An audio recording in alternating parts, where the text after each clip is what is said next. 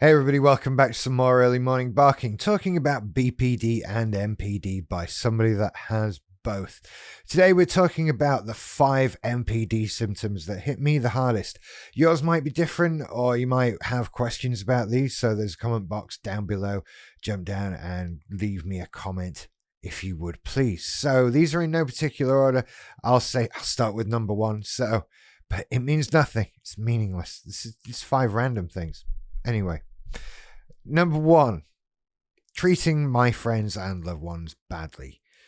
Okay, yeah, that comes out in so many forms, doesn't it? Like the things that I did. My personal traits came out mainly in a sort of work business format. So anyone that I tried to do work with, I just treated appallingly. I kind of came to the conclusion that the best thing to do was to be scary, to be frightening, to be terrifying, and have people not dare disagree with me, that sort of thing. And I became quite, an arsehole, really, to be perfectly honest with you. There's no other way of putting it. I was a fairly wretched human being. And I did that to people that were the closest to me, the people that I cared the most about. And as I've said in many videos, coming to terms with the pain that you've caused other people that you care about is part of the therapy process, part of healing, and it hurts the most. That's the hardest thing to come to terms with, is all the harm you've done. I can't ever forgive myself for a lot of it, you know.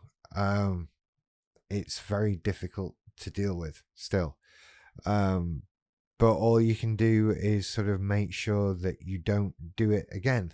You have to learn a lesson from it. You have to make sure that you improve yourself as a person, and that becomes the thing you can do to sort of make amends for stuff in a lot of places. But yeah, that's a difficult one. We'll jump to something else. Number 2, complacency. Now, this kind of made a lot of things into self-fulfilling prophecies. Let me give you an example. So I was running a business, and I wanted this business to be doing a lot better than it was. And of course, it wasn't. And so through the NPD, I put up this mask, this shield that said, my business is great. My business is awesome. Look at all this cool stuff that's happening, all of that stuff. And I just ignored and shoved away all the evidence to the contrary. And as a result of that, I bought into my own lies, my own masking, and truly believed that my business was fine, when in fact, no, it wasn't. And so I became complacent. I did nothing. I didn't do anything to improve things, to change the situation I was in. I just thought to myself, hey, I'm doing great. I actually believed it enough to let the world crumble around me, because I bought into my own lies. I bought into the image that I was putting up into the outside world. And so this complacency that came along with that, because why would you do anything if you were doing great? If you were growing and making all the money and all of that, why worry? That's time to relax, kick back and chill out, right? And so that's what I did. I didn't do half of the things that I'm, for example, doing for a YouTube channel now, because I'm not complacent right now. I know I'm not as big as I want to be. I know I'm not where I want to be yet, but I didn't know that before. I kidded myself into the opposite. It's like I could switch off and ignore the subscriber number box on my channel and just believe, no, I'm the same size channel as that kid opening toys. Yeah, I'm huge. Like, yeah, but I'm not. So complacency damaged a lot of my life. Damaged a lot in my life. It really did.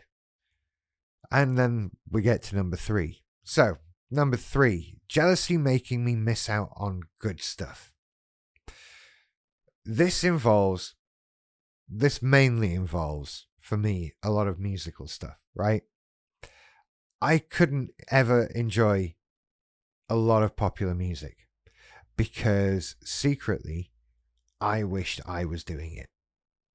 I, as a kid, have a very musical background. I don't do mental health videos on YouTube. I'm too old for that. When I was a kid, I played music. There's a guitar behind me that I can't actually play, but there is a guitar behind me and stuff like that, right? And I always, there was always that hope, that little glimmer when I was a kid. Could I do something professionally with music? Could I do something there? Could I be somebody? And who knows? I don't know. Maybe, maybe not. But I never tried. I never did anything. That was seen as too risky. That was seen as too dangerous. That was seen as a waste of time and not reliable. Why do that? So I never did it. And that's fine. I'm not sat here trying to moan to you about why am I not a famous musician. But that brought with it jealousy of anyone who did. And consequently, I had to stop enjoying music. I had to I couldn't like anything. I couldn't like anybody because everyone was crap because they weren't as good as me and I didn't make it. Why did they make it? The whole system's rubbish. This whole rant that I could go on about this and tear down the modern music industry and all of that because I didn't make it, because look at the garbage there is and the people that are ignored. This entitlement that came with it, but also this hatred of anyone who had that success. Outright jealousy because of my feelings of superiority and this disappointment. And are my feelings of superiority justified? No. Which brings with it further problems to deal with. God, these are so much fun, aren't they? Let's go to number 4. Number 4, raging at strangers. Wow, did you get in my way? Oh, I've shouted at you then. Did you cut me off in traffic? I might have got out of my car to come to have a word with you. Did you tell me something in a shop that I didn't want to hear? There are so many strangers that I've shouted at. So many people that I've lost my temper with. People in the street. Oh, all kinds of things. People just walking their dog. People at work doing various jobs in various capacities and contexts. Old men on planes. That was one. We were flying back from San Francisco. There was an old man in the seat in front of me, and he reclined his chair. And I hated people who recline their chair. People who recline their chair on aeroplanes are evil and should be destroyed. And this old man reclined his chair, and he wouldn't put it back up. And I started complaining at him and moaning and shouting and getting angry and het up because I wanted him to put his seat back up. And everyone was listening, and it was so embarrassing. And then it turned out he didn't even speak English. And then it turned out that he needed to have his seat back because he'd actually just been for an operation, and he was like all stitches and colostomy bags and stuff like that. And I was just raging at this old guy in the plane. And I don't know how close I was to an air marshal sedating me, to be perfectly honest.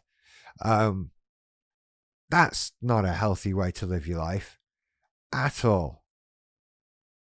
That's just one example. There are numerous ones of times when I've shouted at really embarrassingly inappropriate people to shout at. If you shout at enough people, that kind of thing comes up. And look, even if you're not shouting at somebody in an inappropriate way, it's all inappropriate, isn't it? We're not supposed to shout at anybody. And it's embarrassing and it's shameful and it hurts people. It hurts other people. And quite frankly, if you do that to the wrong person, you're probably going to get physically hurt at some point as well. I'm very lucky that never happened to me. Anyway, number 5. This one's just depressing. There's no such thing as success. There's no such thing as enough or getting it right or being able to relax. At what point doing this channel do I say, okay, I can chill out a bit now? Never. That's never coming. There is this endless spiral, this continuing path of this, just keep turning it up, keep turning it up. You're not good enough because nothing is good enough. And it's not. that there's no such thing as success. It's that I'll never have it. I'll never be comfortable with what I've got, because I'll always be feeling like what I've got is not enough, like I've failed in some way, like there's this pressure in me to do better. If I'd only tried just that bit harder. And so I get angry at myself. I get caught in these vicious cycles of wanting to do more, not feeling I've done enough, feeling I'm not good enough, but really trying to believe that I am good enough. And then this striving for perfection, whatever that is, striving to always do a bigger thing. And this is the thing that comes across as having drive, as having motivation.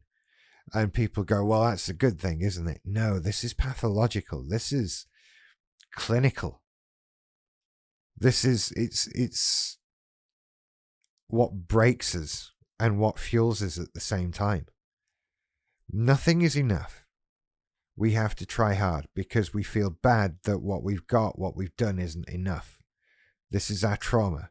We're not good enough. We haven't tried hard enough. So we need to project into the world this opposite image. And wherever we are, it's relative to these two things. They move with us. And so however well we do, we still are left with this feeling of, we've not done enough, we're not good enough, we've got to try and be better. Try for the bigger thing. The bigger thing is what we've got, what we want. What we've got is garbage. And it's a constant barrage of this feeling that allows you to never be satisfied and never relaxed and never take a break and never be calm and always feeling inside like you're not good enough. Whatever the image you're outputting to the world, the inner pain of NPD is feeling like you're not enough, like you're not good enough, like you're failure. And it's what pushes you to keep going and keep trying. But it's a motivation born out of fear and sadness and disappointment rather than being true motivation. God, that's depressing. Isn't that depressing? That's really depressing. I'm going to leave you with that. I'm going to do that to you. I'm sorry. But do you know what? If you're still with me, go and hit the subscribe button. Go and hit the like button. Hit the alarm bell button as well. Do all of those things. I appreciate it. It helps the channel out massively. And make sure that you get all the other videos that are a bit less depressing at the end with this one. I've really ruined my own mood there. Yeah. I'll see you later. Bye.